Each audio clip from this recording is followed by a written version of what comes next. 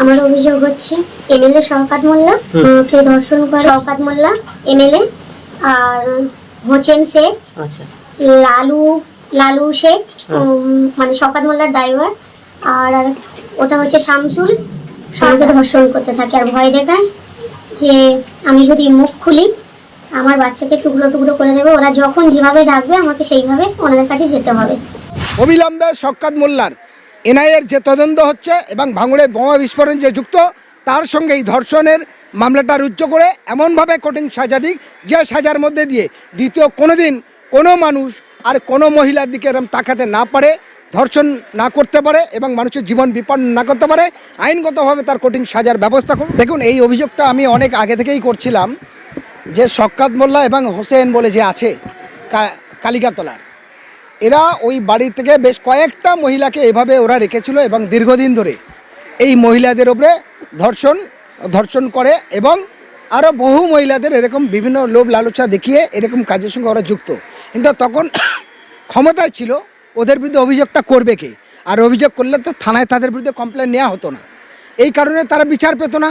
আমি বহুকাল আগে শুনেছি, এই কথাটা শোনার পরে আমি ওই মহিলাদের যাদের মাধ্যমে এসেছিলো আমি তাদের বলেছিলাম প্রয়োজনে আমি তাদের সমস্ত রকম ব্যবস্থা করব, ওরা কলকাতা আসুক এবং ধর্ষণের অভিযোগটা করাই, দরকার হলে কোর্ট থেকে করাবো।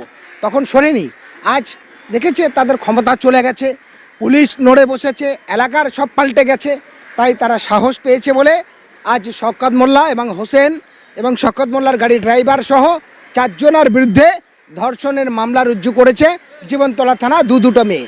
ফলে এই মহিলাদের দাবি শুনে আমিও বলছি অবিলম্বে শওকত মোল্লা, তার ড্রাইভার এবং তার বড় বউ বানু এবং হোসেন সহ এদের যে টিমটা আছে ফুল টিমটার বিরুদ্ধে এনআইএ তদন্তের মধ্যে দিয়ে ওদের তেহার জেলে রাখা উচিত এবং আইনের আওতায় এনে এদের যাবজ্জীবন নালে লাইফ সাজা দেওয়া উচিত। কারণ এরা যে অন্যায় করেছে সে অন্যায়ের কোনো তুলনা নেই, এরা যে অন্যায় করেছে সে অন্যায়ের তুলনায় নেই। বহু মেয়েদের আইসিডিএসের চাকরির নামে প্যারা টিচারের নাম করে জোরপূর্বে তাদের তখন ধর্ষণ করেছিল, কিন্তু তারা মুখ খুলতে পারেনি। অনেকে মান সম্মানের দিকে তাকিয়ে ভবিষ্যতে সংসার নষ্ট যাতে না হয়, এলাকার মান সম্মানে মুখ না লজ্জায় না পড়তে হয়, তার জন্য সবাই চেপে গেছে। ফলে পাপ ফুটে উঠেছে। আজকে অনেক দিন পরে সাহস পেয়েছে। আমি এই বোনকে ধন্যবাদ দেব, তিনি সঠিকভাবে মামলাটা করেছেন জীবনতলা থানায়।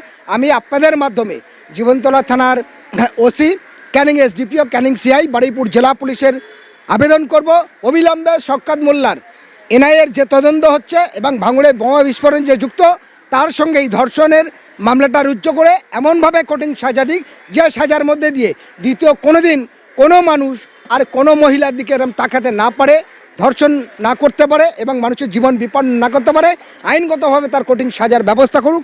আমি হোসেন গাজী একজন মানবাধিকার কর্মী হিসাবে জোরালোভাবে এই দাবি রাখছি। শওকত মোল্লা তো বলছে যে তিনি বিস্ফোরকের সাথে যুক্ত নয়। একদম শওকত মোল্লা যে বাড়িতে এই ঘটনার সঙ্গে বারবার যুক্ত হয়েছিল, একদম আমি নাম করেই বলছি, হোসেন যে কালীবাড়িতে কালিকাতলা হোসেনের যে দোতলা বিল্ডার্স, সেই বিল্ডার্সের উপরেই এই মহিলা সহ আরেকটা মেয়েকে এরা হোসেন এবং শওকত এবং ওর গাড়ি ড্রাইভার সহ 4 জন দোতলার উপরে রেখে এই মহিলার সঙ্গে এরকম কুকীর্তি করেছিল। যখন এই ঘটনাটা ঘটায় আমাদেরকে বলেছিল, কোনো মাধ্যমে আমরা খবর পাই, আমরা চেয়েছিলাম ওই পরিবার স্বচ্ছভাবে আইনের জায়গায় আসুক, তখন তারা সাহস দেখে আগাতে পারিনি। আমি নিজে ওই এলাকায় ইনকোয়ারি করতে গেছিলাম একটা টাইমে, কিন্তু দুর্ভাগ্যের বিষয় মহিলারা তখন সাহস পায়নি। আজকের আমি বলতে চাই শওকত মোল্লা সহ এর পরিবার এদের আইনের আওতায় এনে কঠিনতম সাজার ব্যবস্থা করুক এবং নিজের পরিবারকে ছেড়ে অপর মহিলার যা জীবন নষ্ট করছে তার বিরুদ্ধে এদের যাবজ্জীবন সাজার আওতায় এনে তেহার জেলে পাঠানো উচিত। তাহলে সত্যকে বেরিয়ে যাবে ঘটনাটা।